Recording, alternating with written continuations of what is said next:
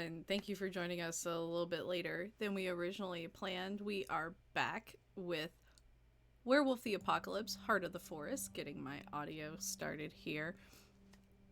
So, if you're joining for the first time, this is a visual novel game set in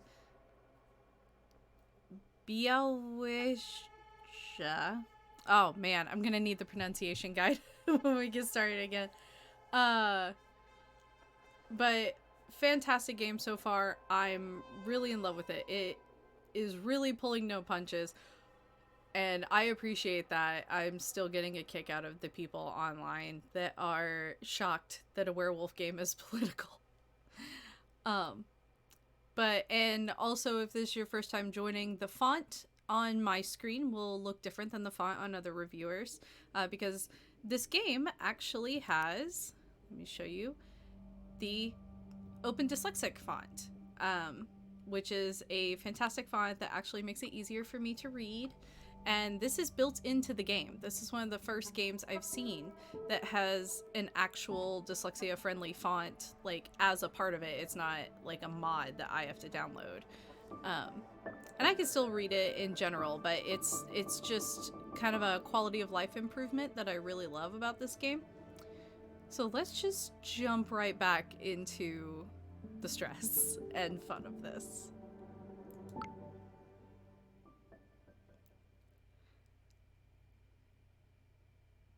It's been like a week and I'm already nervous. Oh yeah, that's right. We're starting chapter 3. Okay. Those blinking owls stress me out. I need to talk. I thought about going back to sleep, but I couldn't. Since I'd arrived in the village, I felt like I was falling down a rabbit hole, or rather a wolf's den. My dreams were getting more and more vivid, and I was scared. I needed to talk it over with someone I trusted. Oh, Kim's sympathetic, so I can go talk to Kim. Alright. I thought about Kim.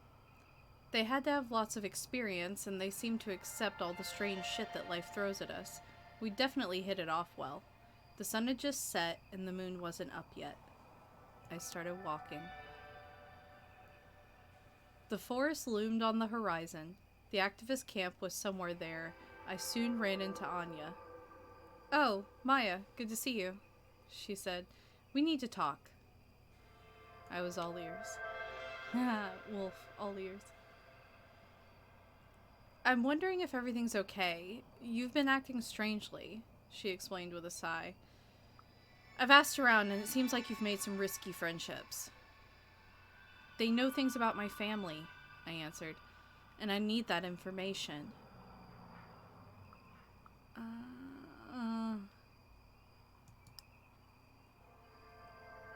I know you have your own things to do, I admitted, but if you want, you can come with me. Anya smiled. Sure, sister. And we walked together. Alright, come on, Anya. Join me in this creepiness. All together now. The camp had a different vibe than the logging site protest. There were more people there. We looked around, trying to take it all in. They're coming and coming, Anya laughed, excited. The people in the camp seemed quite cheerful. I watched them for a moment. Ooh, the smells are intriguing. There were tents and I could smell some bacon in the air. People were milling about, setting up camp, singing, preparing posters. It was a joint effort. Uh-oh. I'm hungry. My stomach growled. I was hungry. That's true, we really haven't eaten anything though. I looked around. I definitely needed to talk to someone about what was going on, about what I felt. Oh yeah, we came here to talk to Kim, so let's go talk to Kim. Hello, I said as I approached. Cornell smiled at me. Hello, he said, what brings you here?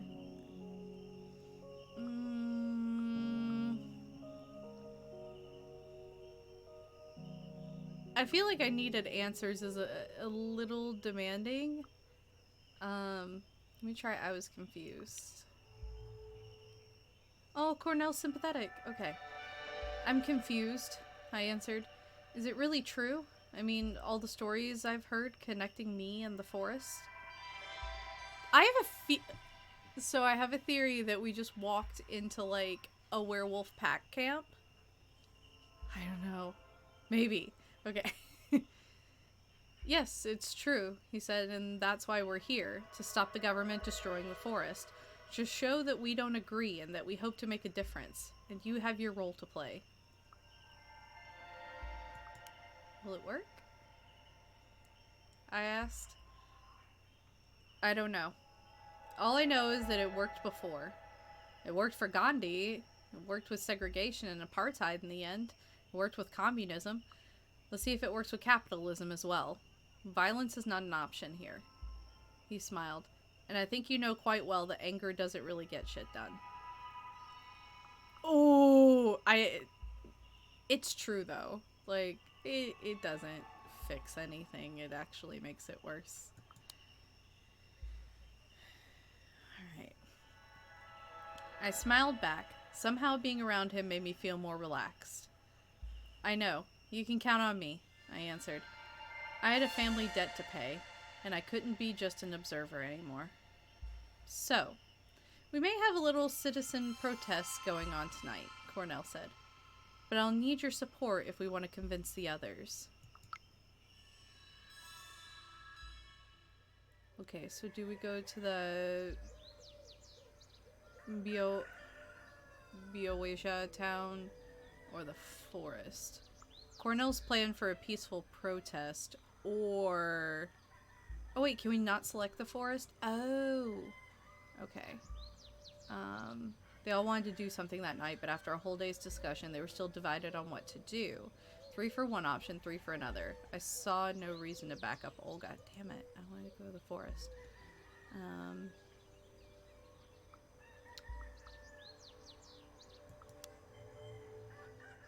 Hey, Cornell's friendly with me now.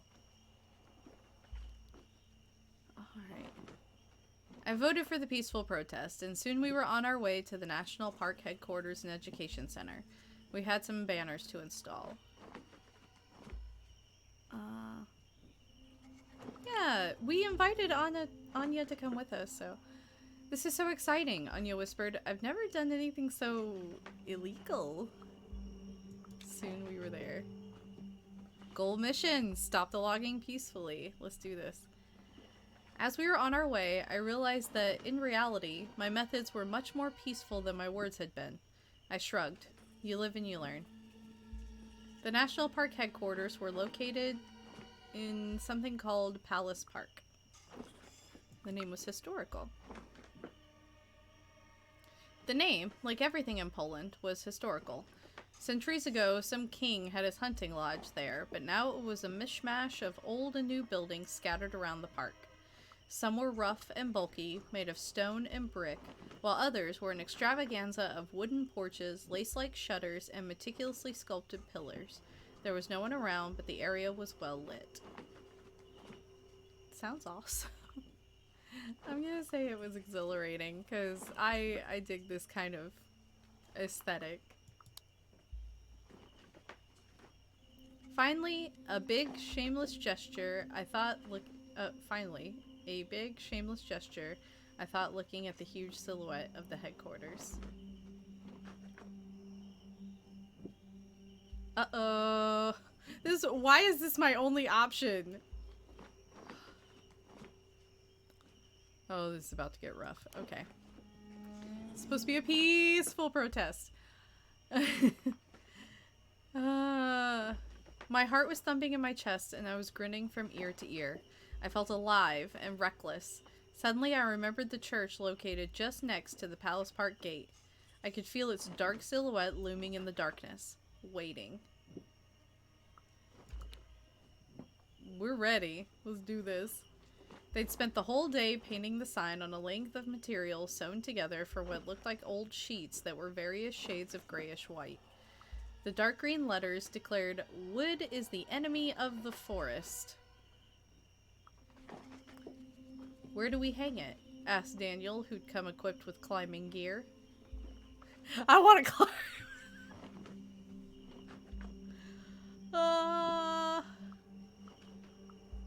Okay, so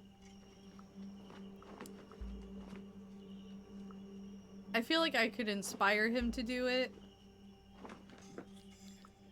but this is fun. This is a fun option, I think. Fuck it, let's do it. I turned to Daniel. Hey, can I climb with you? It doesn't matter, Olga said, because hanging the banner is a waste of time. The tone in her voice was challenging. And maybe I took the remark too personally.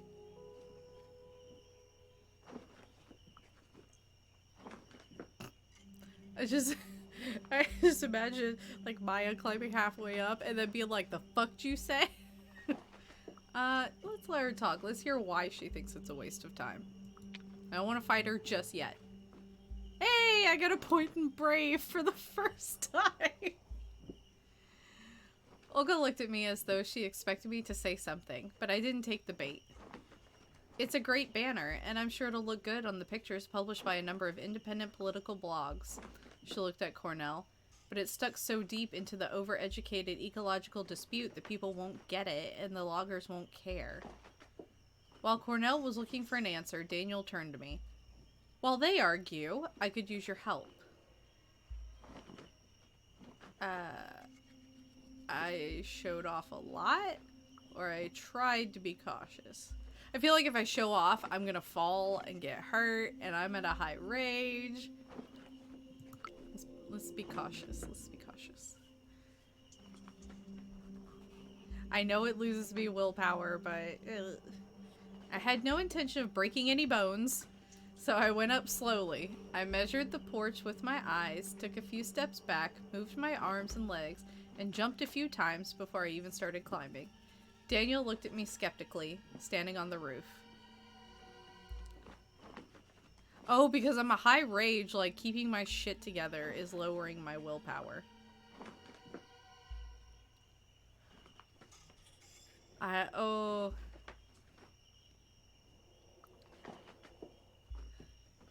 don't know if I should ignore him and lose more willpower when my rage is so high.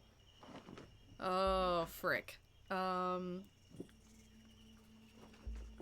don't really want to snap at him, so let's risk it.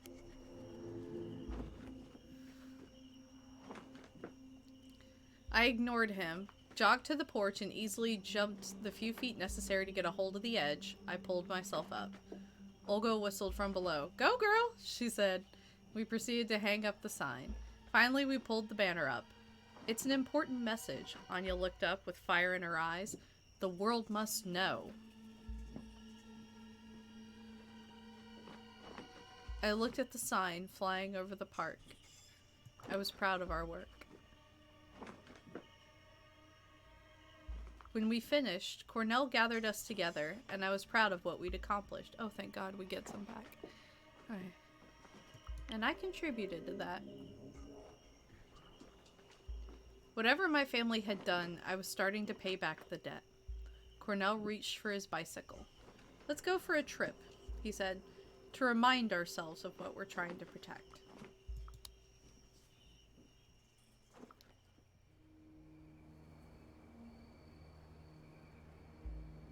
The night forest was cold and indifferent as we cycled through it. It didn't care about our actions and didn't notice our bicycles or our quarrels. Cornell led us to a clearing surrounded by boulders placed in a circle. There was a precision in their placement that made me think of a spider web. I wondered for a second if we were flies or spiders.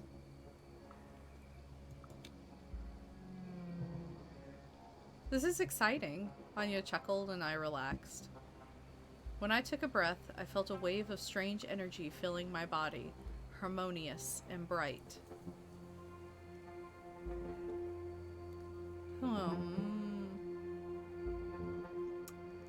Because right now the forest is neutral about me, and when I played the demo, I went to the forest first and like developed this really great relationship with it, but this time around I've gone with the protesters and done all that that's new, so I haven't developed the relationship with the forest that I had last time. So should probably develop that. Raid act. What now? I asked, looking at Cornell. He turned to me, but before he could answer, a loud sound tore through the silence. It was a gunshot. A gunshot. Anya gasped, looking around, wide-eyed and terrified. The others tensed up, but they didn't look concerned, just confused. "Who's there?" Cornell shouted. There was a rustle, and I saw a bunch of men in camo, each of them with a rifle, coming towards us between the trees. I observed them.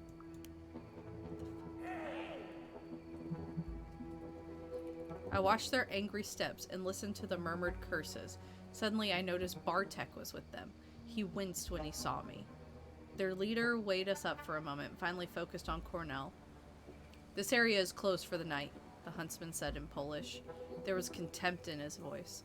"There's a hunt going on and y'all are trespassing. We have police officers here, so I would go home if I were you, unless you want to get arrested." This was a pile of hot bullshit. The guy reeked of guilt.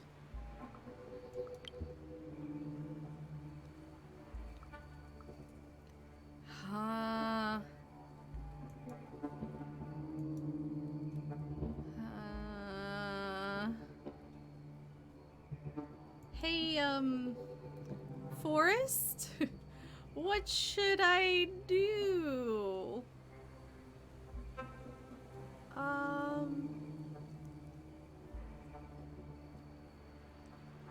Oh god, I don't know what to choose here.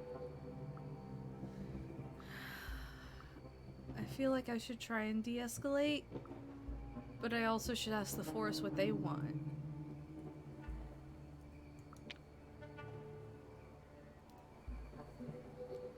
The man, I realized, was no one.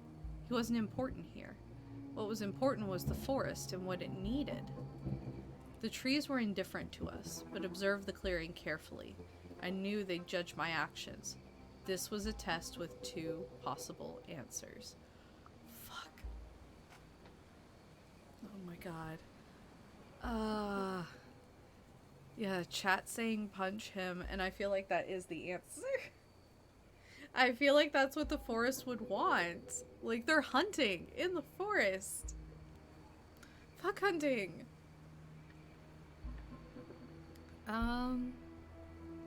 Stop thinking like a kindred and think like a Garou.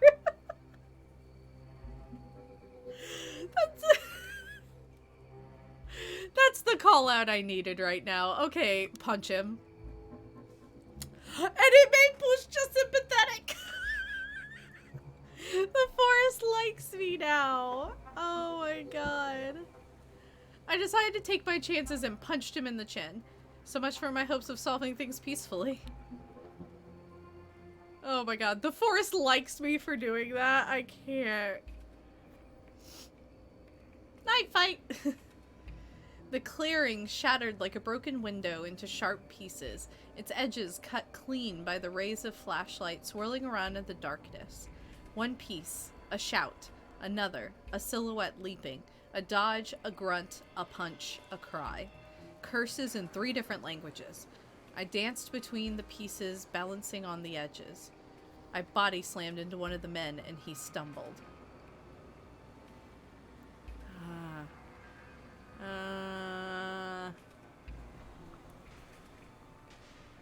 Yes. I lured him to the forest.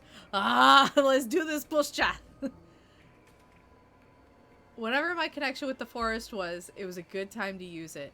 I laughed at him and ran towards the trees. He came after me, blinded by anger, tripped on a root sticking out of the ground, and fell with a loud thud. A flashlight shone his way. Anya screamed. Anya screamed and grabbed my arm. I saw blood. Blood on his head, blood on the stone next to his head, blood on the ground, dark and fresh.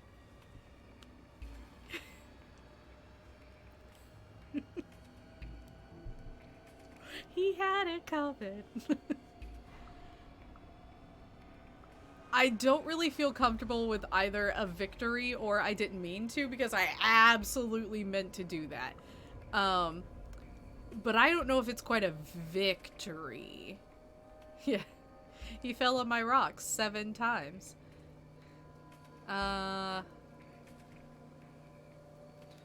Because I knew leading him into the forest was gonna kill him. I wanted Puscha to tell me what it wanted, and it wanted him dead. But I don't know if I quite would declare it a victory. But I definitely am not gonna pull that. I didn't mean to. That's what Ellie would do. It's not what Maya would do. Let's just go with he had it coming.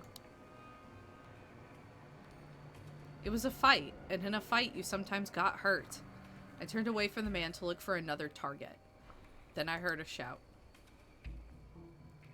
She killed him, one of the men shouted, the horror clear on his face. He directed his flashlight at my face, blinding me.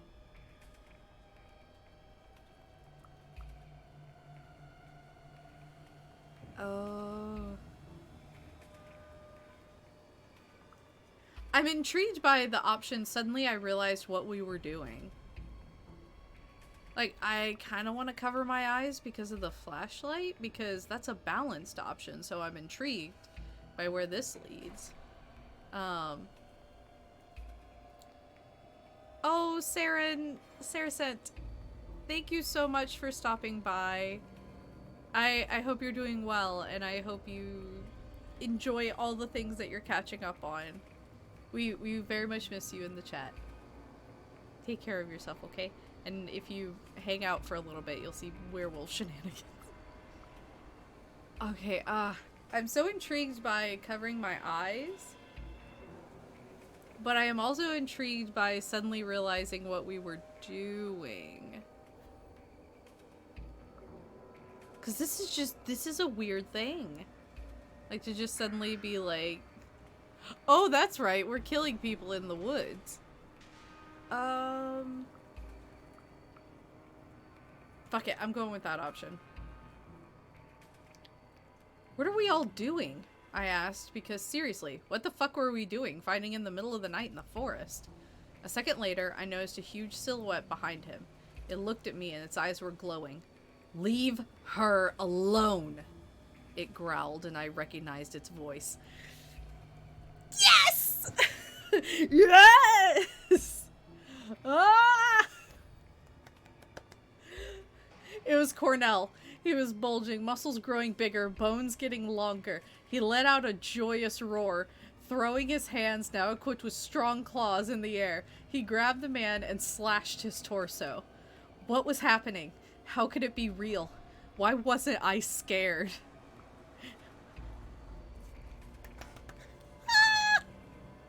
I wouldn't be scared either. Let's be perfectly honest. I am a kindred with no sense of self-preservation against werewolves, that if like one showed up to protect me, I would just be like, baller, let's go. I would not have any clue about about like, I should get away from that. But I am also a werewolf this time, so let's get this bread. Something warm landed on my face. More blood. Howls, terrified screams. Anya looked at me, panicked. What do we do? The man screamed again and pointed a gun at Cornell. I'm not attacking Cornell. Let's see here.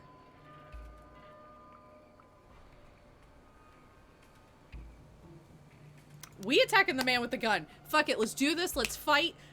This is the first real, like, ability to fight. And so I acted on instinct. I zeroed in on the man pointing the gun and launched myself at him. A gunshot tore through the night.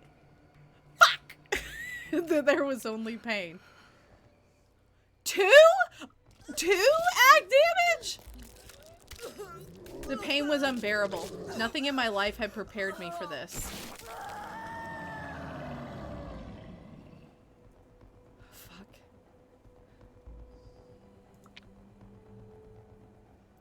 I screamed defiance to the forest, blinded by the blood in my eyes and the searing pain in my No! I knew death was coming for me, but I wasn't ready. The forest didn't care. My story had just begun. I didn't want it to end. The forest caught my fall with the bed of moss and twigs. I stopped thrashing and a cold numbness engulfed me. No. I tried to get up. I punched the earth, trying to get some feeling in my hands. I gritted my teeth and tried to get up. I collapsed again. I felt so cold. Suddenly there was light. I looked up. The full moon. It looked different. Oh no.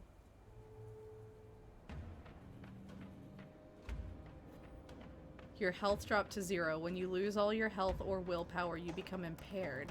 This will make physical tasks if you have 0, or social and mental tasks if you have 0. Oh, if you have 0 health, or harder or sometimes impossible. The moon was a goddess and she noticed me. Get up, she said. Oh, my bars just went up. Oh, I just got, oh. Oh my god! I gotta look at my character sheet. I still have no cunning. I'm not smart. Okay, I've got impaired health. Come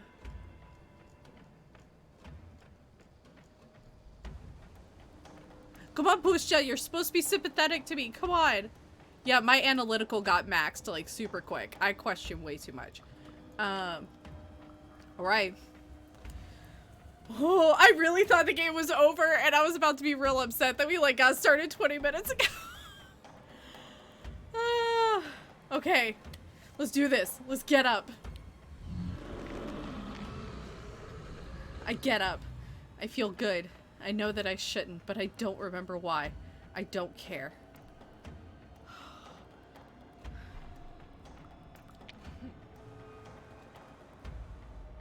My muscles are sore and cramped, so I stretch like I've never stretched before. My arms are longer, my legs are longer, my heart is pumping, and I feel like I've spent my whole life packed into a box and I've finally been set free. Do I breathe, or is my... Let's get my mind clear. My mind is clearer than it's ever been before. I see the world in sharp contrasts of black and white, movement and stillness. I smell prey, I hear language in the hooting of owls, the whistling of the wind, and the snarling of wolves. I am what I was born to be. I breathe. I take a breath and feel my ribs and muscles move. The forest smells of blood and fear and excitement. I'm happy. I laugh happily, and others' laughter joins me. We laugh and sing to the moon. Something stings me. I look around. There's a small, malformed creature pointing a stick at me. The stick blazes with fire, and there's another sting. The creature is no threat to me, but its presence is annoying. Its smell almost sends me reeling, and I don't like being pricked.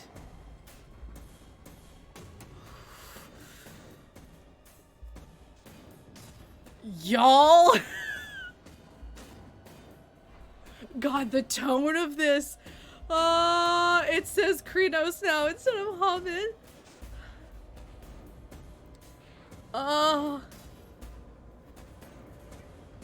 I kind of want to rip its head off. All this after getting the absolute mess scared out of me last night by Orpheus.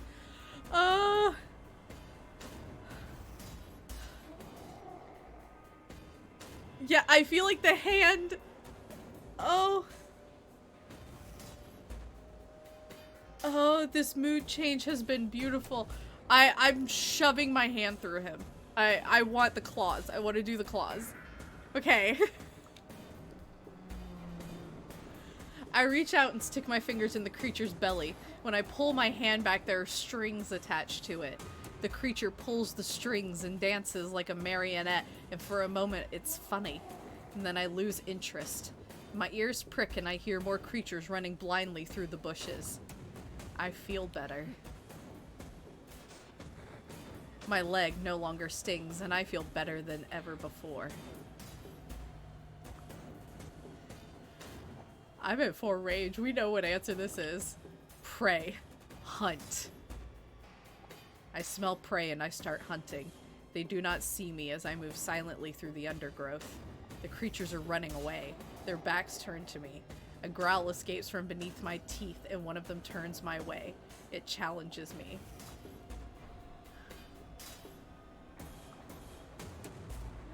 Come on, we gotta get a good roar in. I roar. I roar and the creature falls down and curls into a ball. It smells of ammonia.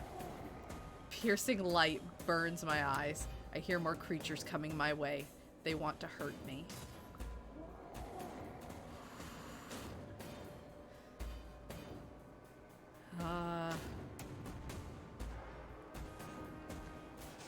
Oh man. Oh man. Which one? Do I strike them and lower my rage, or do I get the fuck out of here? Because this is way more people running at me, and I'm about to make a big ass body count 7 nation army.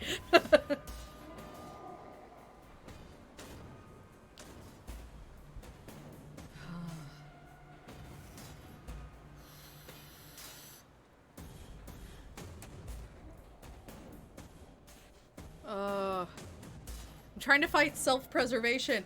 Oh, I'm so much of a kindred. Okay. Kindred says get the fuck out. Garou says fight them. Oh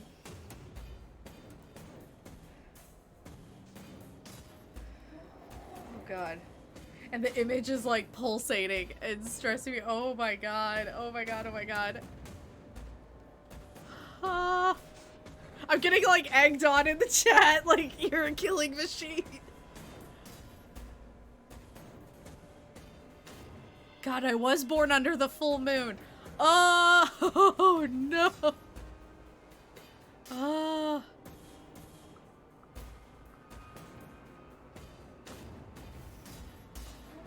Do I fight them all or strike them one by one?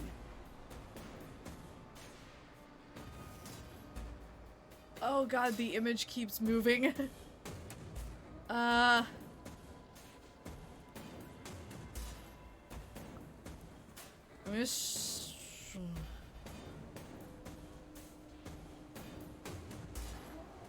gonna strike them one by one. I hide in the shadows and they are too slow, too dumb, too clueless to notice me. I strike them down one by one. Some fight back, little fucking bitches. Some manage to defend themselves briefly, but most of them don't see me coming. A new smell. The wind brings a new smell. The air tastes of fur and musk and blood. Shapes move along the trees, but there are no creatures. There are people like me. Suddenly, I'm surrounded by them. I think I know them. They seem familiar. It's like I met them in the past, but they were hidden. They close in on me. What do they want? Because I have suspicion of who this is, I'm gonna take the rage and willpower hit. Because I think I know who this is. I relax and wait for them, unflinching. They approach me and sniff the air. Their smells are overwhelmingly familiar. Once the people had sounds attached to them, but now I realize that the sounds were not their true names. Run with us, they say. And we run. And we hunt together, and there is joy. There are no words to describe the thrill of being part of a pack and closing in on your prey and tearing it apart. Then I get lost, chasing something only because it's escaping. I am alone in the forest. I look up and see no moon, only clouds and tangled branches. Something changes.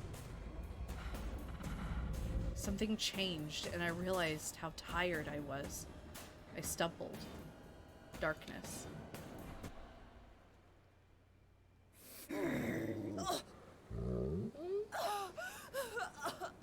The night sky was full of stars. I opened my eyes. Confused, I opened my eyes. The forest around me was thick and dark. The tree trunks wrapped tightly in dark-leaved ivy were covered in ripples of lichen where the vines hadn't taken hold. The thorny, leafless bushes at their base were overrun with nettles. The fungi radiated with ghoulish, sickling green light. Dark, sponge-like mushrooms clung to the fallen trees. I tried to breathe. I took a deep breath and winced. There was a foul smell in the air. Suddenly I realized it wasn't the forest that smelled so foul. It was me. I looked down and saw my hands covered in dark substance. I was naked, a sticky, glistening film of liquid that was clinging to my skin. I could feel it on my face and in my hair. Blood. Whose blood was this? Had I killed someone? I knew it was coming. I remembered my dream and slowly lifted my eyes. There was a severed head right in front of me.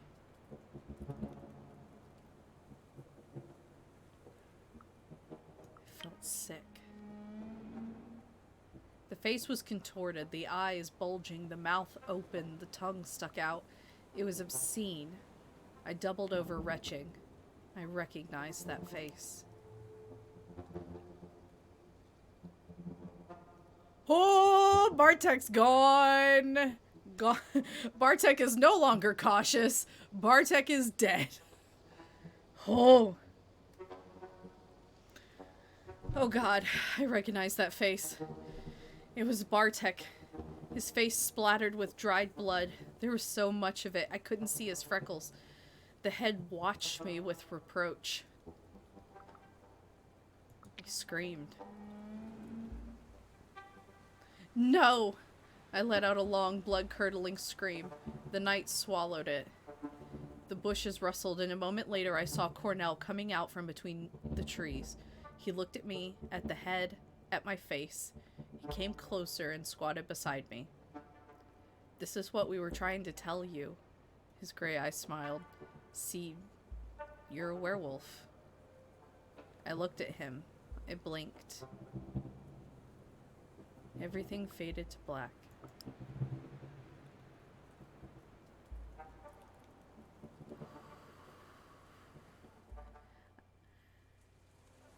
Oh! Oh my God! Oh my God, y'all! That was so much!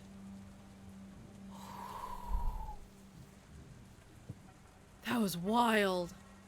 Okay.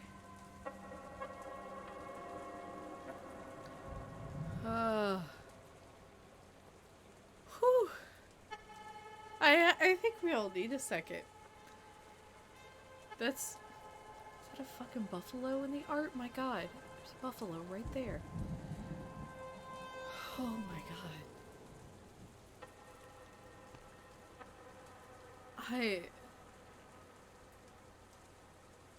Fucking A, different tells. Fucking A. Like,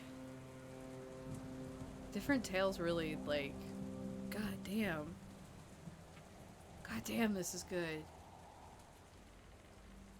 Holy shit.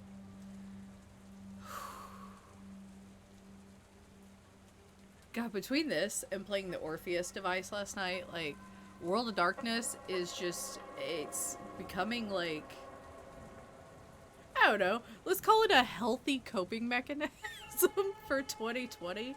It's just like the purge of this energy in these intense stories and just fuck it. Let's go. Let's go. Let's start the chapter. Breed Hamid, auspice unknown. Rank cub, tribe unknown. Okay. I am a BB cub. Oh, it says, what is this? It says breed Hamid, a Garou of human ancestry, also the human form of Garou. Okay, I don't know anything else. I'm finally healthy again. Bartek is now dead.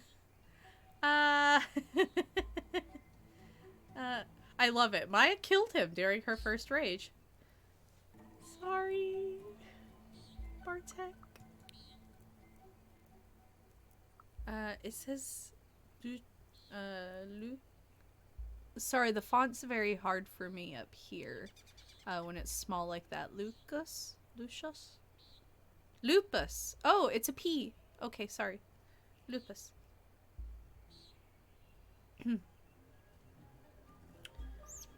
Oh, okay. The Heart of the Forest! Ding, roll credits. Alright.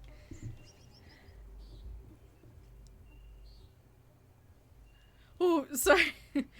Sorry. Somebody just drove by outside my house with like really heavy bass, and it sounded like a heartbeat. It just scared me.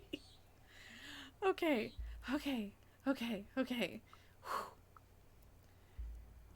The morning smelled of fir, earth, and the forest.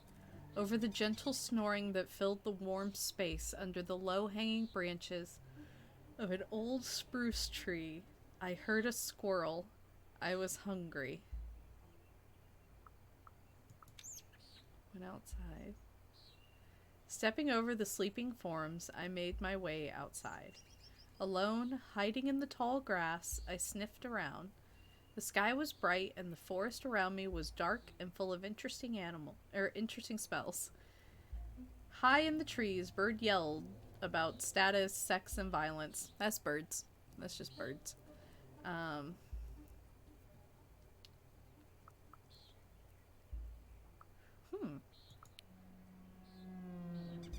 Something wasn't right. My brain wasn't working as it should. The smells were too strong. The grass was too tall. There was a quality I couldn't recall that was missing from the view in front of my eyes. The creature stirred in the bushes nearby. A tall, dark silhouette. A strangely familiar smell. I tensed up. Thank you for stopping by, Brandon. I will see you in the Discord. I tensed up and watched the human as they looked around. Maya, there you are, they said when they noticed me. It was time to get out of here. I spasmed. Suddenly, a feeling like a cramp or a spasm surged through me and everything changed. I was Hamid, the human form. My body started resetting itself to the familiar shape, and it hurt. Bones broke and fused again. Muscles and sinew moved under my skin. I cried and thrashed, and then panting and sweaty, I was Hamid again. I hit the ground with my bare ass. Colors exploded. The morning breeze suddenly became cold, and I shivered. I looked up. Confused, I looked at the person approaching me. Cornell is friendly, thank God. You look cold. Cornell smirked and threw me a bundle of clothes. You better not change for a while. They won't survive it. Not until you learn the ride, at least. I took the bundle. I snatched the bundle and started putting clothes on. Sneakers, loose-fitting jeans, and a hoodie with a unicorn. They fit perfectly. I thought about the previous night. When I was raging through the forest, about how differently I experienced the world through the wolf senses, and about the discomfort and confusion of changing shape.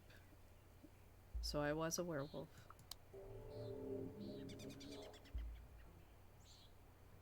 There was no denying it. I was no longer a human.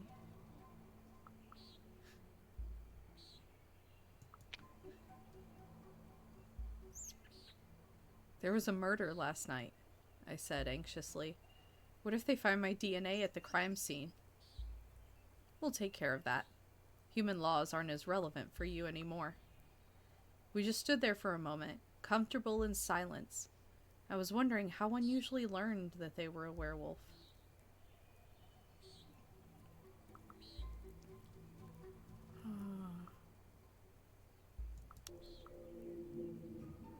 So, I said, how did you become a werewolf? I was born a werewolf, it seems, he answered. That was not what I meant. Oh, I mean, when did you... I hesitated. You know, change. Oh, that. I was serving in Afghanistan. There was an ambush. Stuff happened. We're not gonna be rude. Cornell's loyal! Oh! Oh, my packmate. I'm sorry, I said. It must have been hard.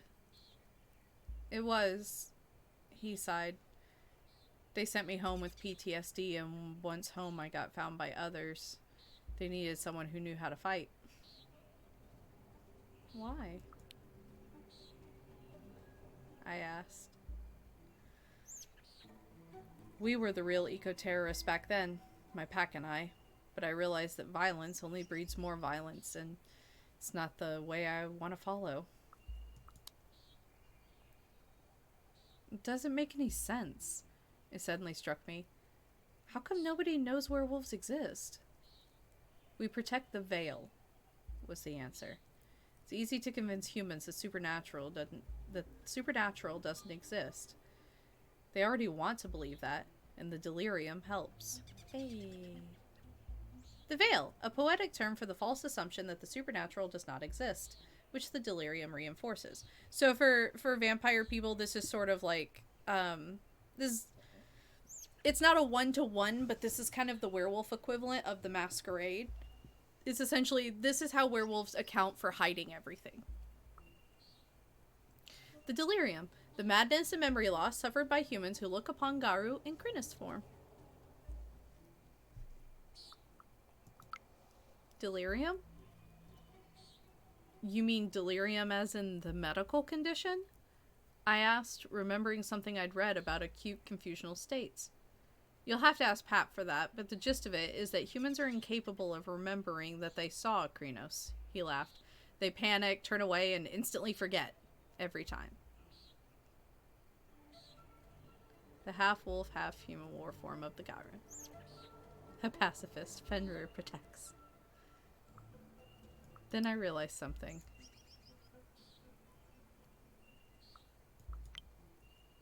What? At some point, the rest of the party had awoken and joined us. The clearing was full of wolves. Fuck.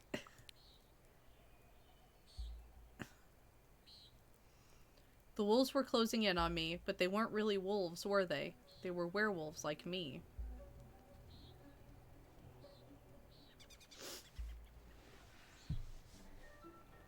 I'm not gonna deny it. I'm not going for denial and escape. I'm going for acceptance. We want this. We've been wanting this since the beginning. Like, she wanted answers about her family, found out her family was werewolves. We're accepting this. Like, that takes me back to the forest, but I want to accept being a werewolf.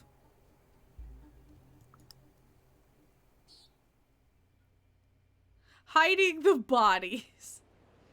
Ooh, no head. Okay. The headless body was heavy. They said that. As my first kill, it was my burden.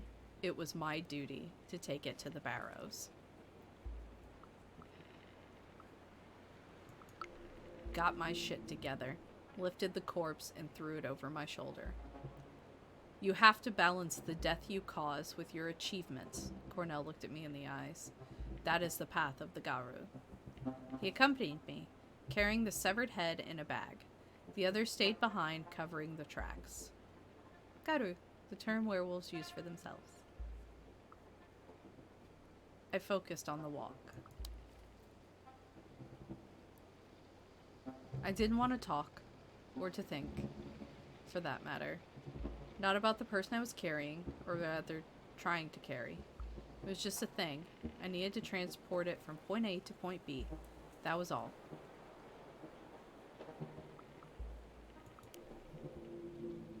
I know I'm losing willpower, but I kept dragging the body, getting more tired and more sweaty with every step. I changed. Oh, I can choose my form to carry the body! Glabro is strong enough to lift heavy things without breaking a sweat and intimidate. Krynos is war form. A ruthless killing machine. There's nothing subtle about it. Hispo is a monstrous wolf. Smart, fast, heavy, and absolutely scary. Lupus is a wolf form, a majestic animal with all its advantages and limitations. Looks great on camera. Let's see here. Yeah, we're gonna take Glabro.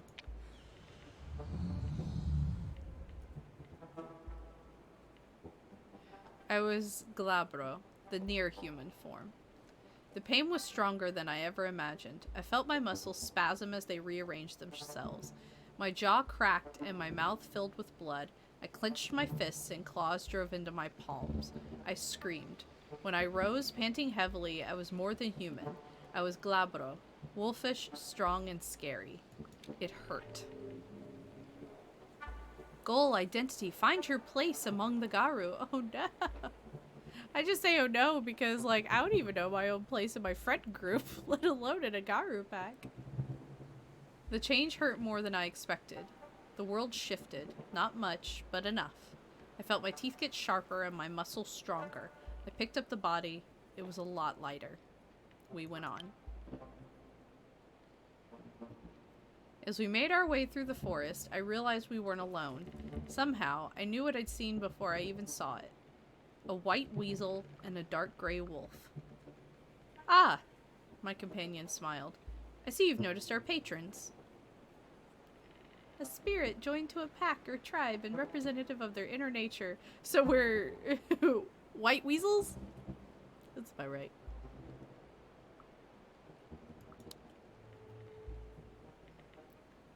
The winter weasel and the morning wolf. Sorry, what now? Patrons? I asked. Yes, the spirits who help us fight our war. The two animals stopped in front of me in the middle of the path. We came here to teach the cub, said the wolf. She smelled of ash and tears. Was I hallucinating? I couldn't believe what I saw. It made no sense.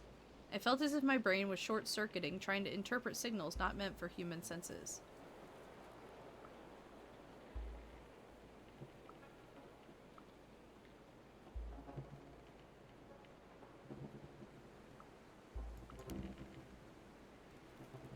When I turned my eyes away from the weasel, it flickered, as if it was just a projection on a broken screen.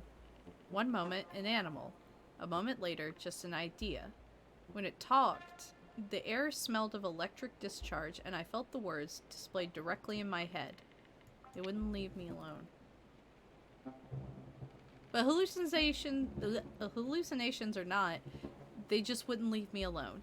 The weasel circled me, and before I knew it, I could feel small claws clawing on my leg, then on my back, then on my arm. It smelled of musk and electricity, and then it bit my ear.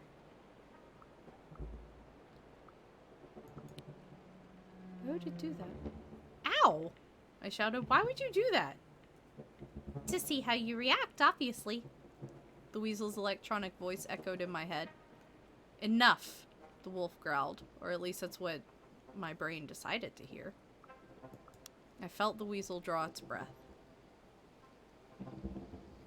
In the beginning, there was Gaia, aka Mother Earth, and she gave birth to a mighty breed of warriors, the weasel began. It sounded electronical, like a teenager reading a Wikipedia page over a voice chat. They were called Garou, that's werewolves in Werewolfish, and their sole purpose was to protect Gaia. They failed, wailed the wolf. Gaia, it's the earth.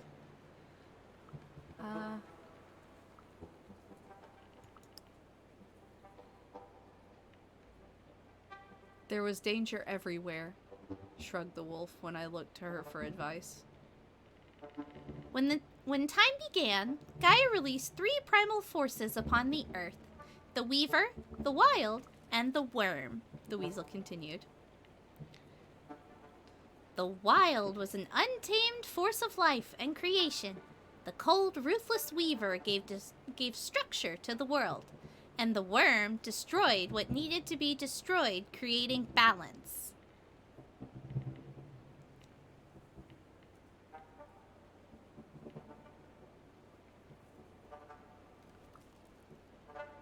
Were we creatures of the wild? So, were werewolves creatures of the wild? I asked. An untamed force of life? They were Gaia's children, the wolf snarled. Born to herd and contain humans. So what went wrong? I can see something went wrong. I smiled wryly. The weaver grew too ambitious and trapped the worm within its lifeless web. The weasel answered. Confined and denied, the worm went slowly insane.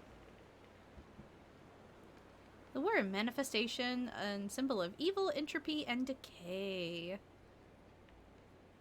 The weaver, manifestation of order and pattern. The wolf wailed.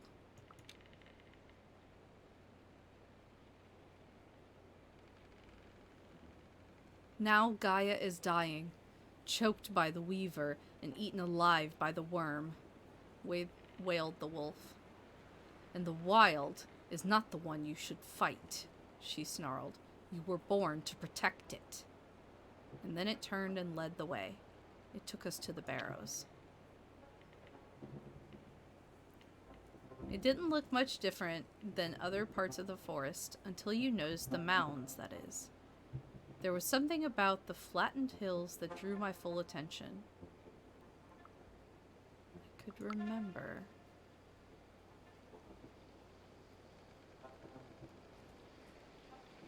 A memory stirred in my mind. No, it wasn't a memory. It was a feeling anchored in my chest, akin to the taste of ash in my mouth and the smell of smoke. Longing, sadness, resignation. But there was more. A sense of sacredness. It filled me with a calm excitement, and when I closed my eyes, I saw a fire burning in the darkness. Cornell neared one of the mounds and put his hand on it and whispered a few words.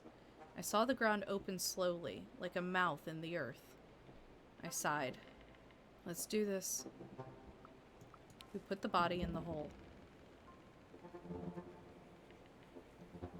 We took the severed head and the body I'd wrapped up in the sheets and put them in the hole.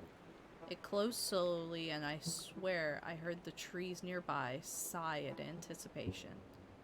The wolf howled, and I could feel the hair on my hands rise.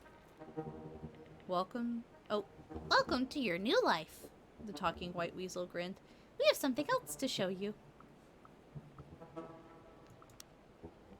Okay. Vision quest!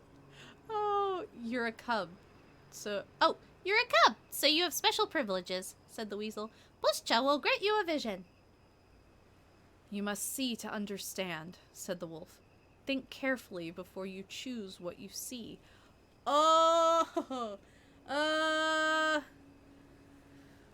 what do I want to see? Ah, fuck.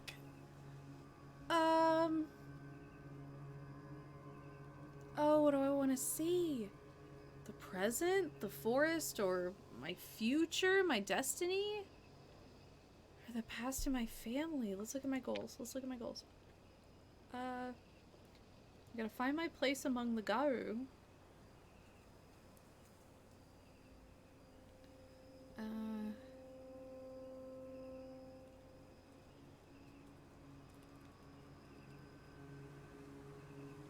have to learn my family history. That's like my primary goal.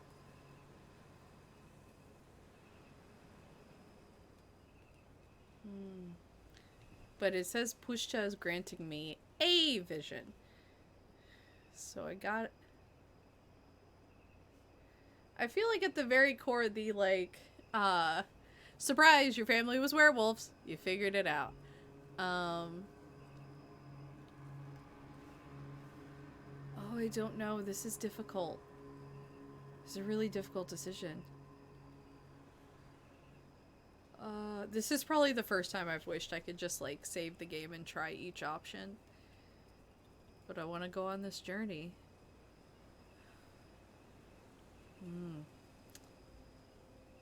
Fuck. Oh, man.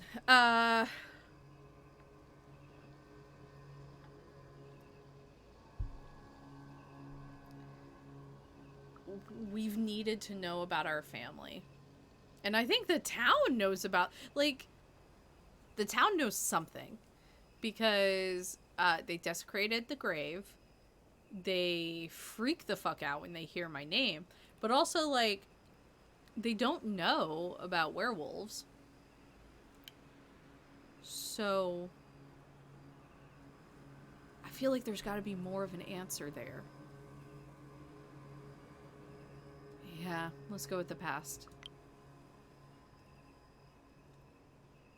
Still love this art, still want it on a shirt.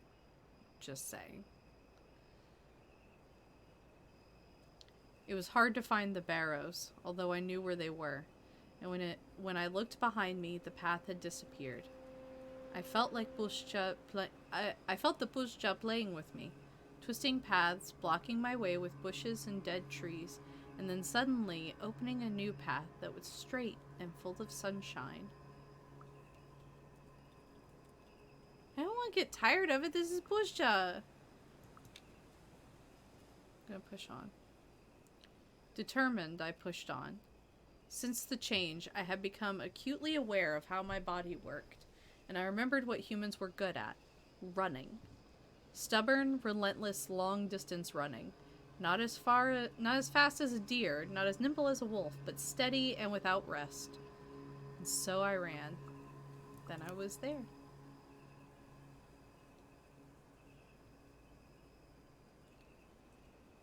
The barrows. I climbed the nearest hill, and when I was at the top, I stumbled on something. A shape in the grass. A skull watching me from its bleached eye sockets. I touched it. Yo, what? There's a swirl. It starts deep within me and then it expands. Everything is in motion. There is no center anymore.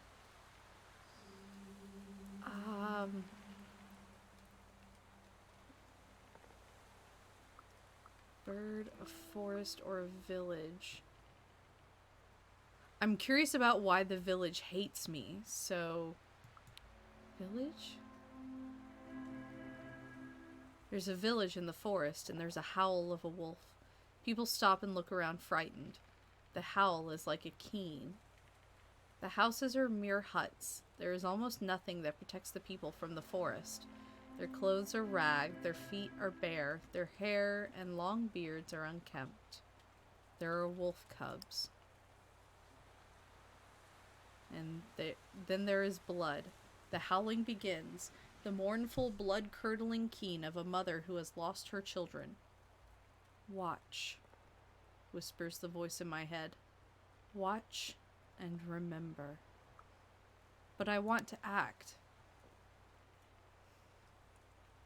But I can't just stand by and watch. I want to act. I weigh everything for and against the humans, and I find them guilty. The forest listens to me. The forest wakes up, erupts with rage, and powerful furred bodies surge through the trees towards the village. The humans try to escape. They scream and beg for mercy. They try to protect themselves with fire. I take the fire from their hands.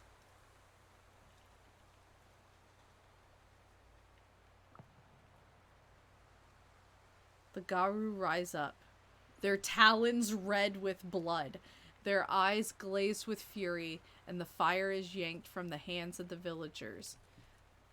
Am I a fucking red talon? I swear to God. I burn their houses. The houses start to burn. I make the wolf mother happy.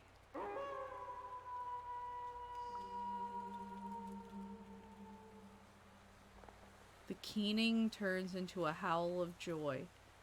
I am there from the very beginning. My family burned villages for the Pushcha for ages. My family was just like, excuse me, some humans set up shop here? Fuck that. Get the fire. Like, what? The Garou have my eyes, my face. They are my family. I am the blood of their blood. I am part of the story from the very beginning. And I do it again. And then it happens again. The humans return, they rebuild the village, this time stronger and better protected. The keening begins once more. And then we, the Garou, come down on them like wolves on the fold. And again. New villages, new fires, more blood.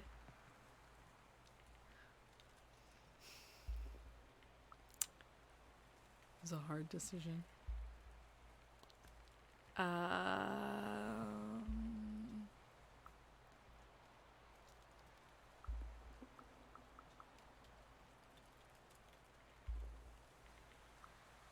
I'm intentionally not looking at the chat because I feel like this is deciding who I want to be.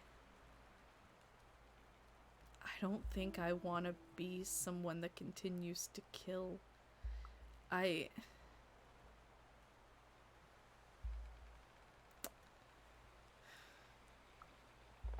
Like, the desire's there to, like, go full balls to the wall werewolf as much as I want. But, like, if I'm deciding, like, if I was a Garou, what kind of person would I be? I understand protecting the forest. But at some point, I can't just keep killing people.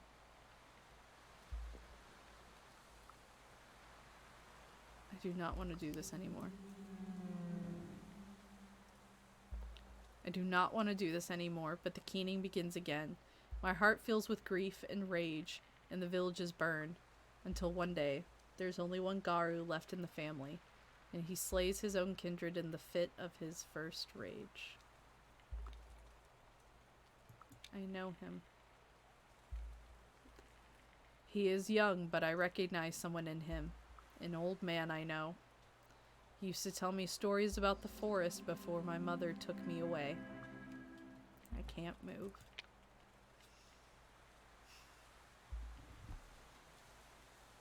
Oh, man. Oh, this hurts. Okay. Whew. I stay there and I watch, but I can't move. My throat burns. My stomach is in knots. I want to scream, but I have no mouth. I feel the fire. I smell the blood. I smell ash and tears. I see the large ash-gray wolf looking straight at me. Her eyes are golden. She weeps. It is in your blood, she says to me. It is your duty. It is you. Come with me, child. Be my fangs and claws. There is no one else to be my cub. Come to me, child. I will nurse you and I will lick your wounds.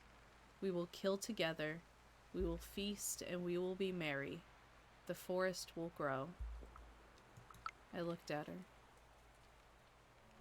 And perhaps for the first time, I saw her for who she was. Her pelt was marred with fire. Her eyes were smoking embers.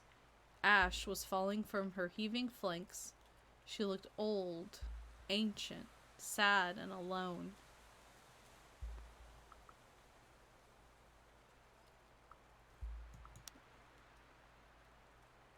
She was one of the wolves from my vision, watching my grandfather from the darkness, waiting for the villages to burn.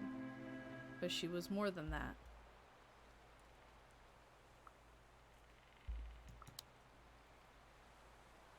She was also the spirit of the forest, the Pushcha herself, wounded, hurt, violated, and mourning all her children that humans had killed.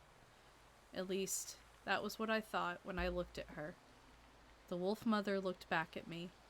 Something in her eyes made me realize that she was helping my family for generations, and that my family used to serve her. Join me, she pleaded. Only you can understand me. Only you.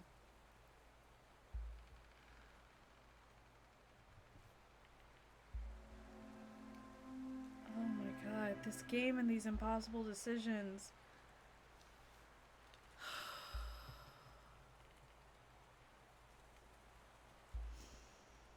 I'm going with her.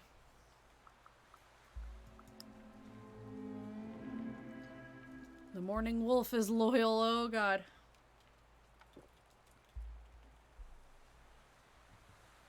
I went with her, and she accepted me.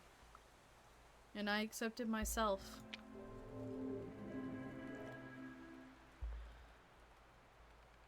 Stop the logging at any cost. My grandfather was serving the wolf mother.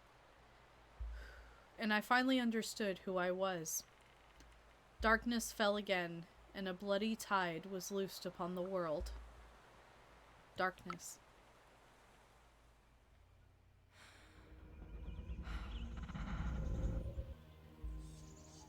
A lone howl pierced the silence like a single ray of moonlight in the darkness. And then there was another one, and then another, and then another. A choir of voices, triumphant and joyful. I opened my eyes. When I opened my eyes, I was in a clearing. Around me there are wolves, huge, monstrous wolves, howling at the moon.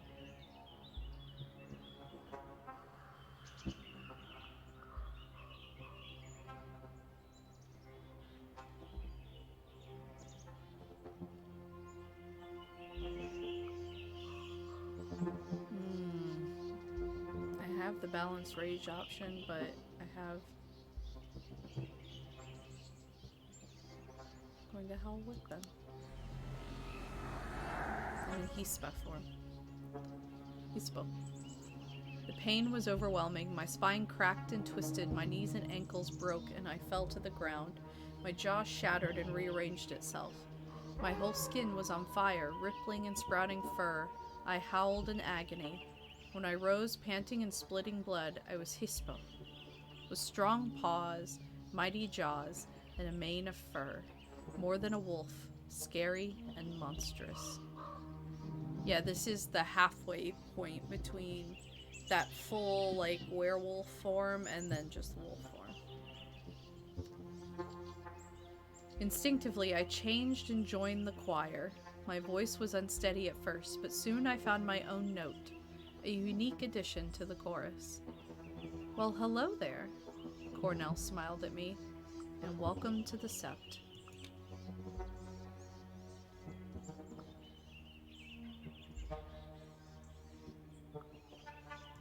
I just listened. I realized that my survival depended on learning very quickly, so I just nodded and listened. For a werewolf, the pack is a family, Cornell explained, and an alliance of packs, united in a common goal, is a sept. So there were 2 packs there. I realized that there must be at least 2 packs there.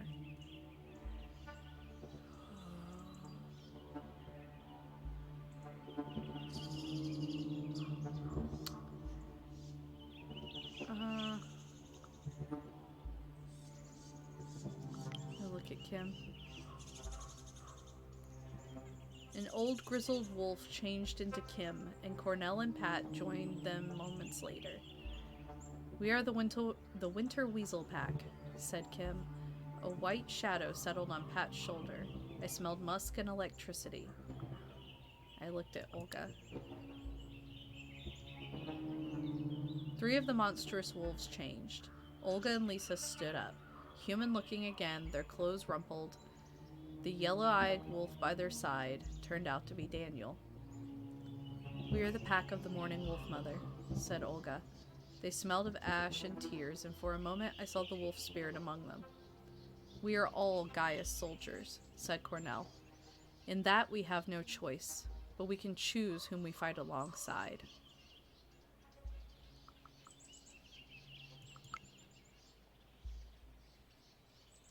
If there's a war, I asked, who's winning? At the moment, the worm, Cornell said. The word reeked of decay and burning oil. Mother Earth is sick, dying. We're all doing our best to protect her.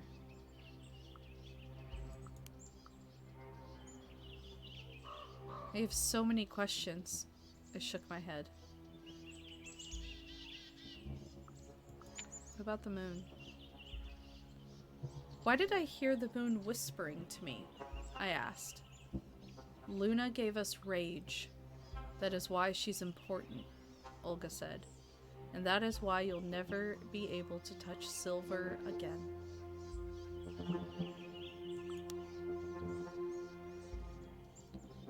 You're all from all over Europe, I noticed. Is this like a standard for a sept? I didn't even know if it was a stupid question or a smart one. I looked at Cornell. It's far from standard, but desperate times make strange bedfellows. He smiled sadly. Normally, a sept is dominated by one tribe, maybe two. There are at least a dozen tribes, Daniel interrupted. And I hope, Maya, that you will choose yours wisely. I get to choose my tribe? I thought that was like, you... Well, I guess like for some people you're born into it, but like, I get the choice here. What about the spirits? I asked. How does that work? The world casts a shadow, and we call it the Umbra, said Lisa. And in the shadow, every living creature, every emotion and idea, every important object exists as a spirit. That's all you need to know at the moment.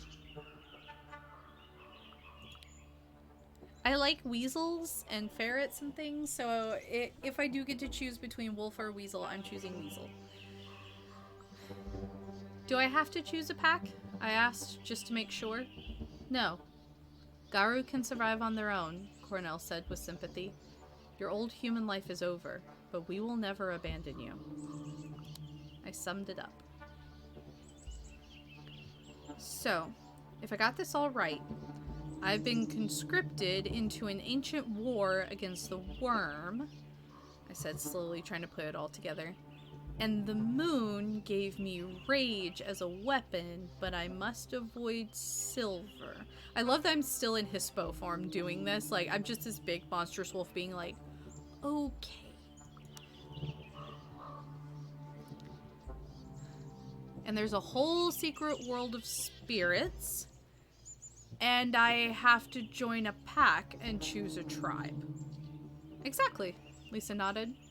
And for the tribe, there are two people who can mentor you now. Olga is from the Black Furies, an ancient tribe of women warriors, and Cornell is from the Children of Gaia, and he's more peace and harmony kind of guy.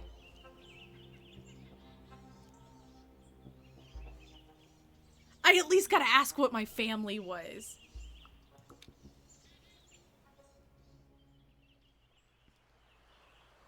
Hey, what about my family's tribe? I asked. Lisa winced. Daniel sighed. Olga shook her head. What was the matter? I asked again. Your ancestors were the Get of Fenris, and no one here wants to have anything to do with that tribe, Cornell answered. They stand against everything we believe in. Fuck! I'm a child of the Get of Fenris? What the shit? Oh my god. Like, holy shit. That's a lot to take in. Like, I know Maya doesn't know, but like me personally, oh.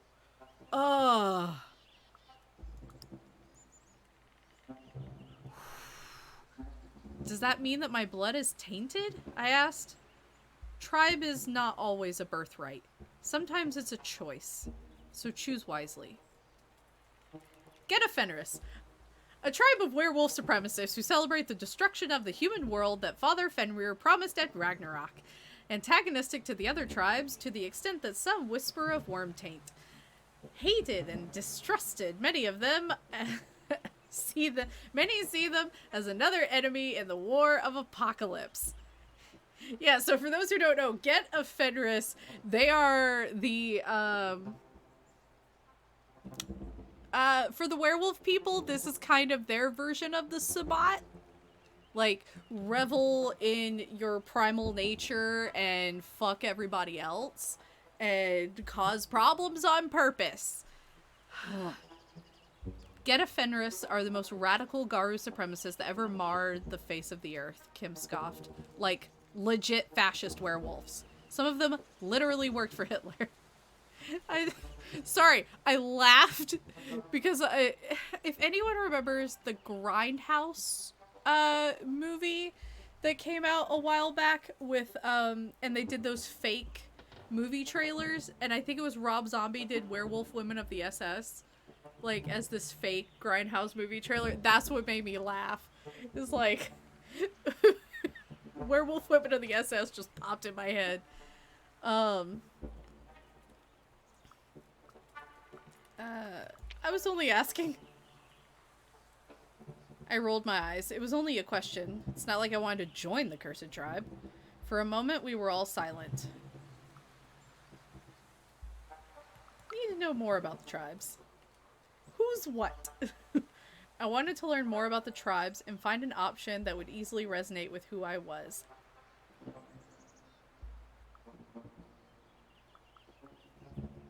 What you got, Pat? Yeah! Pat was a glasswalker! Her tribe was finding its niche in cutting-edge technology cityscapes among the strands of the Weaver's net. It sounded intriguing. We talked for a while. Glasswalker! What was she doing in the forest? So you're basically a city dweller, I observed. All glasswalkers are. It's our natural habitat. I feel quite out of place in the forest. Glasswalkers, an adaptable tribe of urban human lovers who worship the Weaver, or at least freely use its tools to fight the worm, hated by the other tribes for their willingness to abandon the old ways and embrace the tools of the enemy. Look. In 2020, here's my controversial opinion. Glasswalkers are the only tribe that makes sense anymore. I am sorry, my fellow werewolf people.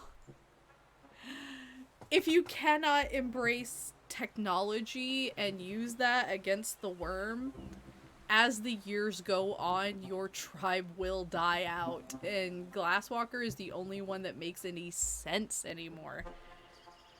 That got my interest. Is it a tribe thing? I asked, interested.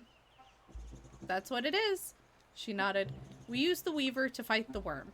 And the forest is not the Weaver's domain, and I happen to be quite fond of humanity. They have great potential. I'm Gracious Moon, and I approve of this message. Look! Look, Gracious Moon is just me as a person. It's easy to play the Garou leader on our show when I'm just playing myself. Let's see. She didn't look like a werewolf at all. I wouldn't take you for a werewolf, you know, I said to Pat. She snorted. Why? I'm not gonna tell her she looks harmless. Because, you know, no offense here, you're a tech nerd. It took some time before she stopped laughing. Well, she says, she wiped the tears from her eyes. I am, and I didn't expect to turn out to be a werewolf either. I was a student, happy with my tablet and coding, and then boom, I was a Garou.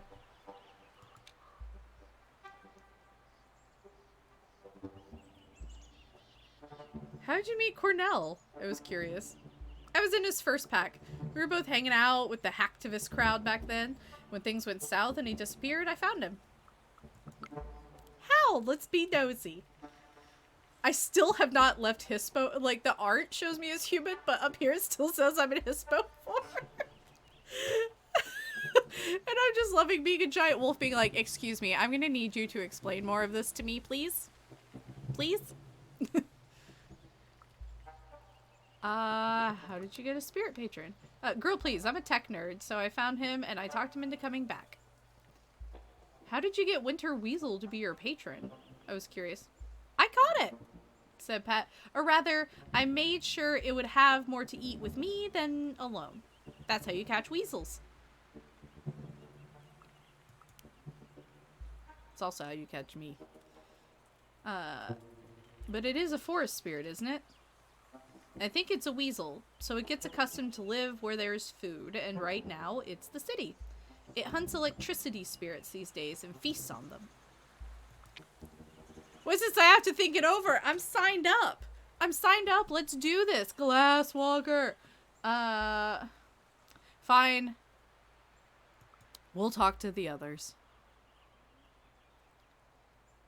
Kim told me a lot about bone gnars. Urban werewolves fighting for the disadvantaged and marginalized children of the rat. Bone gnars. They stand for the rights of the poor and the disenfranchised everywhere, making their homes in favelas, squats, and camps. Hated by the other tribes because they act like tame dogs, eating the scraps off the human table. Look, bone gnars and glasswalkers, happy little family.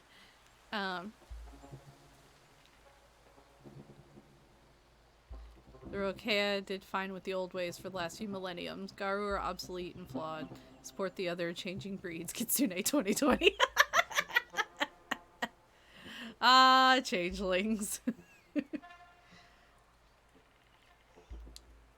really have a rat as a patron? Do you really have a rat as the tribe patron? I asked. Sure we do, Kim answered. It's a very good patron. Resilient. You want to be like a rat. Always managing. Always afloat. They keep talking. That's why the bone gnars protect every single Gaia's child, no matter how small. Because we are all valid. They sighed heavily. Now, tell it to the other Garou, and they look down on you. Because you're a bone gnar, and they think they're superior. Prejudice. Prejudice everywhere. Let's see what the others got going on. I got the willpower. I asked Daniel if I could join his tribe, but he didn't understand the question. I'm a red talon, he said, as if it explained everything. What are the red talons? I asked Daniel. It's a tribe of Garou who are born as wolves, Daniel explained. We usually don't mix with others and we kill humans. But since I'm the only one here, I decided that it was better to join the rest. Red talons. Born exclusively from wild wolves, most of them hate every human alive for their millennia-long war against predators and wolves all over the planet. The other tribes hate them because they don't compromise and are blind to the suffering of the human half of the Garou. I like red talons, but I have yet to see a red talon played in a like, asshole kind of way. Like, because I play, and that's because I play a lot of crossover games, like a lot of, like, World of Darkness mixing with other World of Darkness properties, and so the red talons are usually just really shitty to everyone else in the game. Why?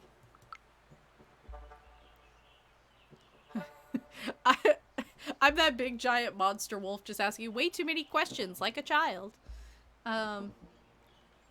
Why? I kept asking. He looked at me as if I were stupid. What are you, stupid? He asked a second later. There is always strength in numbers. I protect my folk better when there are more wolves around. Your folk? Wolves. That was all I wanted from him. Yeah, that's the red talon attitude coming out. Let's...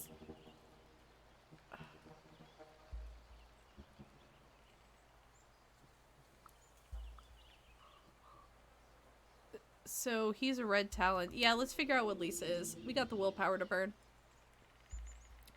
I asked Lisa about her tribe, but she inherited her Sibarak tribe from her Buryat grandfather. She said I didn't know the proper legends, customs, and culture to join. Their hate, sorrow, and rage are deeper than the other tribes because their icy Siberian homeland is melting and decaying. Now. They are melting and decaying. Now.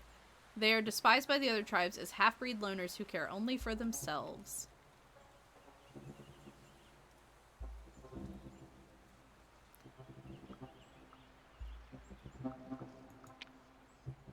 I'm also probably pronouncing Sibarak wrong. How did you become a werewolf? I asked Lisa. My grandpa saw that I had the soul of a wolf and started teaching me about the spirit world. She looked at me with her violet eyes. When the time was right, he guided me through the change. My grandpa also helped me.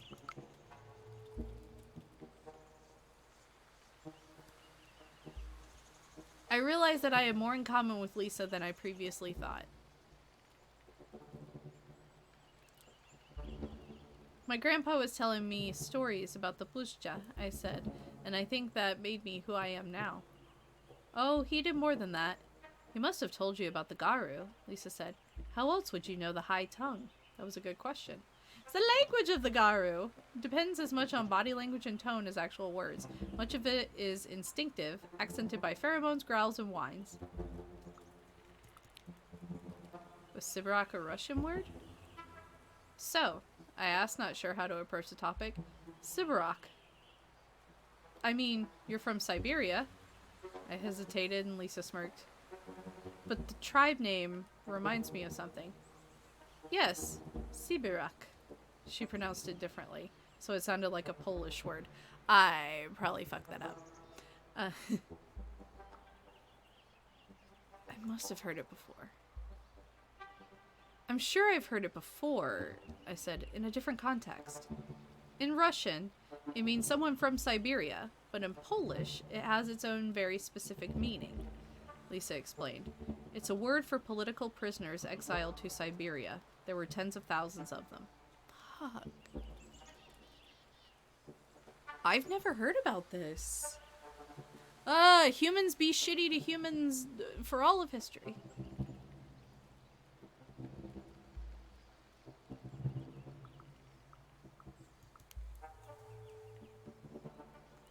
Which meaning do you identify with? The Polish or the Russian? I asked. Lisa smiled. My tribe name describes both of my legacies. My granny was a political exile and my grandpa was a Siberian indigenous. I use it because it speaks the truth. What about the mourning wolf mother? I asked. She's mighty and powerful. There was a tone of deep respect in Lisa's voice. Who was she? Tell me more, I asked. She's old. Very old. We don't know when she first appeared here. I think she's the avatar of the forest. Like, we don't know what an avatar is. An emanation, an embodiment, like, she actually is the Pushcha, you know? She's powerful. She knows stuff, and she is really...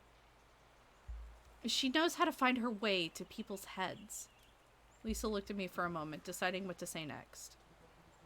I respect her, but sometimes I think she gets into Olga's head too much.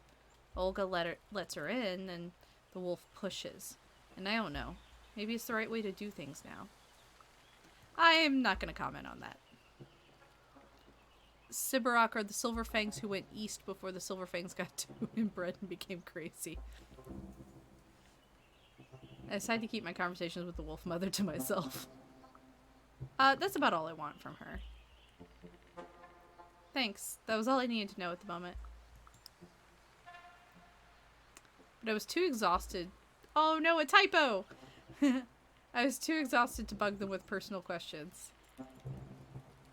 Honestly, the fact that I've caught maybe like 1 or 2 typos in this much text is wild. I've played a lot of visual novels where I catch a typo like every chapter.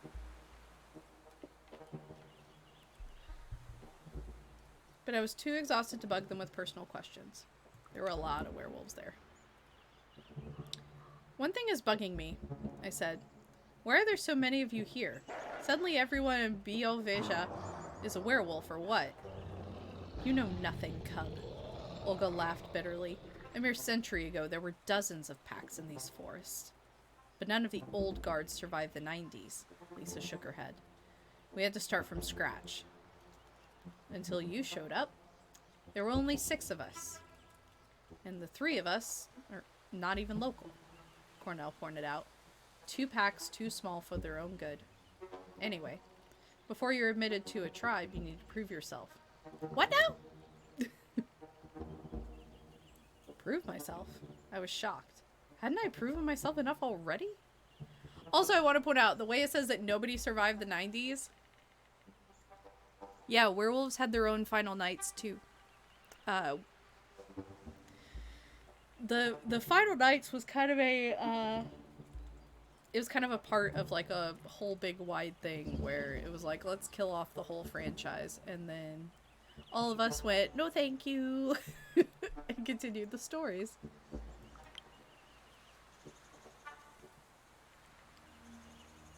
A rite of passage. You went through your first change, Pat said. She was leaning on a tree nearby. And you know everything you need to know at the moment.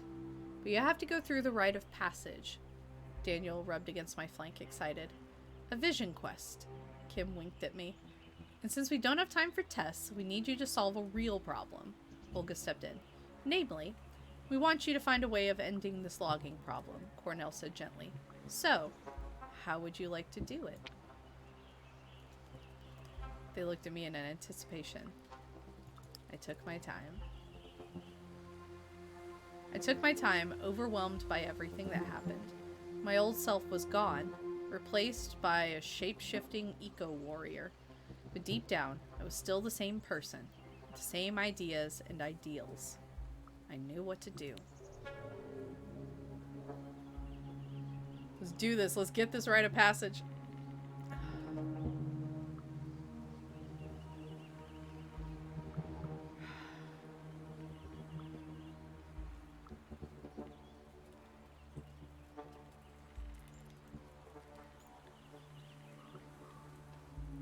I'm not killing the loggers.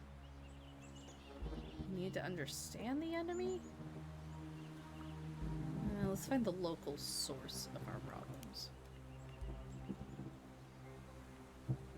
We need to find the source of the corruption, I decided. When we eradicate the cause, the symptoms will go away. Kim looked unconvinced. Never mind the loggers. Kim made a dismissive gesture with her hands. We have to inspire the protesters. Lisa rolled her eyes. You're all blind and ignore our most powerful ally. Lisa rolled her eyes. There are many ancient spirits in the Pushcha, and we should talk to them. I continued with my plan. There must be someone responsible for shit in Bioveja, here at the local level, I continued. I want to have a talk with them. Cornell bared his teeth in a predatory smile. I know exactly who we should talk to. Daniel beamed. Spoken like a true Philodox. You were born under a half-moon, weren't you, Maya? Philodox. Those born under the half-moon embrace balance between wolf and human, fury and wisdom. They act as judges, law-keepers. And they're good for glasswalkers. At this point, I might be tailoring this a little bit, because Glasswalker really is the tribe that speaks to me the most, even outside of my biases. Ellie, it does sound as if you're more a Glasswalker. I am. I've always been a Glasswalker because I've just always loved technology, and I appreciate the balance, because I feel like, honestly, like, true balance, like the true balance that werewolves should be striving for, is built in to the Glasswalker ideology. Like, that's, like, they're the only one that, when I was, like, really getting into werewolf, they're the only one that, like, seems to have that as the default as their goals. How did he know? I looked at him surprised. How did he know? Mom always told me that when she gave birth to me, the half moon was shining through the window, reminding her that this too shall pass. I nodded.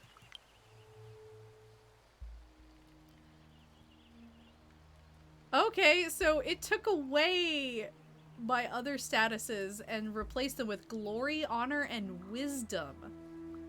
What? Let me check my sheet real quick. Interesting. This is so cool. Pretty much all the human stuff that mattered to me is, like, gone. It's now glory, honor, and wisdom. I'm also now a Philodox. You're right. I nodded. How did you know? Garou born under the half moon are judges and truth seekers, said Cornell, just like you and me. A worthy Philodox is honor personified, added Lisa. Your place in Wolf Society will be determined by your renown. You can earn glory through defeating your mighty enemies and succeeding at dangerous quests. You can earn honor by following your moral imperative and upholding the laws of the Garou. You can earn wisdom by acting efficiently and thinking well before you act. Your renown will change as you play, contributing to Maya's legend among the Garou. No pressure at all. I felt overwhelmed. Olga must have sensed my confusion. Come on. We have a lot to discuss. She patted my shoulder. And we have to find your phone and wallet. So I followed her. I nodded and followed her. I had to tie up loose ends in my old life.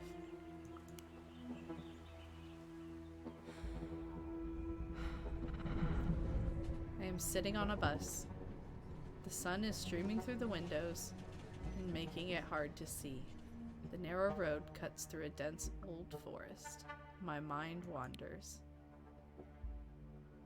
I remember doing something important, walking among the trees, looking for something, losing something I loved, gaining something unwanted. But then I'm fully awake and the memories scatter away. We're almost there, says Anya. I did some searching. She looks at me from over her phone. This place is amazing.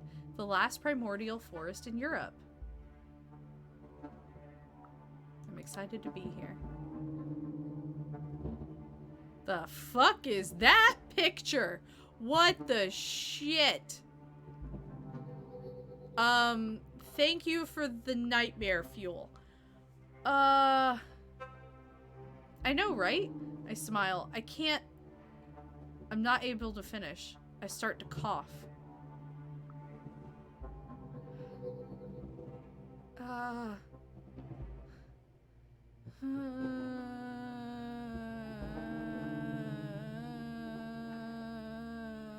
I spit blood.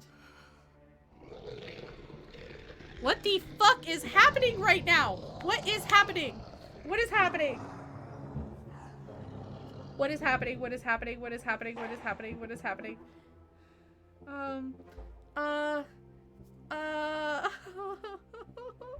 My throat is sore. My lungs hurt. I need to stop the bus. I get up and I shout to the driver, but feel something sticky on my hands and torso. Something stopping me. Spiders. What the shit is happening? What the shit? I am crawling with small spiders, thousands of them, weaving their cobwebs around me, around the seat, and around everything. I fight. This has got to be the worm. I try to fight them, but they are too small, and there are too many of them, and after a few seconds, I'm covered in cobwebs, unable to move. There's a hiss. I hear a hiss. Then slowly, a long, dark, thin shape comes out of Bartek's mouth. Fuck! Fuck! Fuck! A black snake that reeks of rotten meat, acid, and oil. Don't fight, Maya. You're already mine, it says, just like your grandpa. And then it kisses me. What the shit was that? What the absolute shit was that?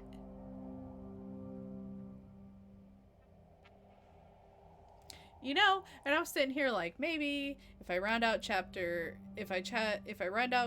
4, maybe then is a good time to like go get some lunch, you know, and we'll complete this next week. Because I don't know how far we are in the story right now, actually. I probably do need to stop here. Because, holy shit, what? Just what? What? The fuck was that? I need, thank you, chat. I do need to go eat lunch. I'm very confused and stressed which feels like exactly how I should feel right now. And I'm very nervous as to what is going to happen next time we play. um Holy shit, this has been a wild ride. I honestly, like, I don't know what I expected from this story, but I thought we were getting close to the end, honestly.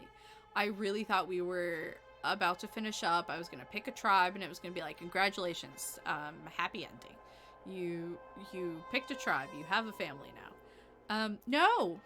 No, apparently, potentially the worm is just gonna, like, fuck with my brain a bunch. Yay. Very scared. Excited though. Like, this is brilliant storytelling, but holy shit. Different tales. What the hell?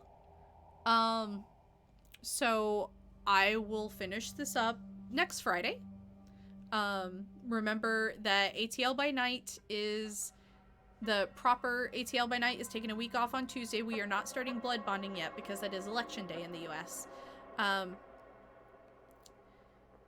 And then on Thursday we will have our vignette. And also a couple people have asked me to play the Orpheus device on stream, and I'm thinking of doing that in a very spooky evening time. Let's just play a little ghost story together, because I very much love Wraith, and from the little bit that I played of Orpheus device, I'm very interested in playing more of it. And so if that is a story you guys would like to go on with me and watch me get extremely scared and maybe cry, I almost cried this time.